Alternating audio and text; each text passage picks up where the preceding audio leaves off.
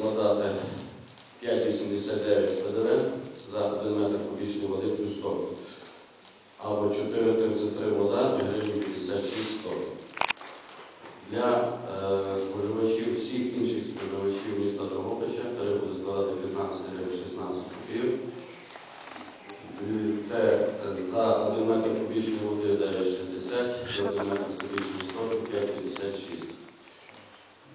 Можна відмітити, що для споживачів Довтурського висококанал, тобто на території міста Трускавця, буде діяти тариф 16 гривень 63 копійки, де з ПДВ, де 13 гривень 19 копійок це 1 метр кубічної води і 3 гривні 44 копійки буде коштувати 1 метр кубічної стічної води. З 1 травня, очевидно, пропоную, що немає на руках, але очевидно це буде з 1 травня.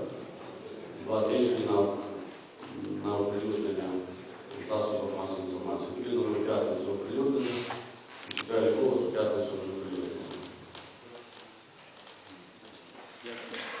Хочу сказати, ну така велика різниця. Між Трускавцем і Дрогобичем, між мешканцями Трускавця і Дрогобича. То не мешканцями. Так виписана постанова уряду, такий розподіл затрат.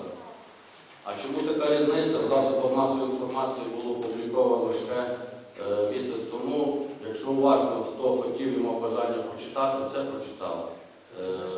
Інформації було достатньо, щоб зрозуміти це все. Хто не читав, тоді я пропоную зайти на сайт і прочитати. Є на сайті Дрогобицької міської ради і в Галицькій зорі повністю опубліковані всі затратні частини, розподіли і так далі.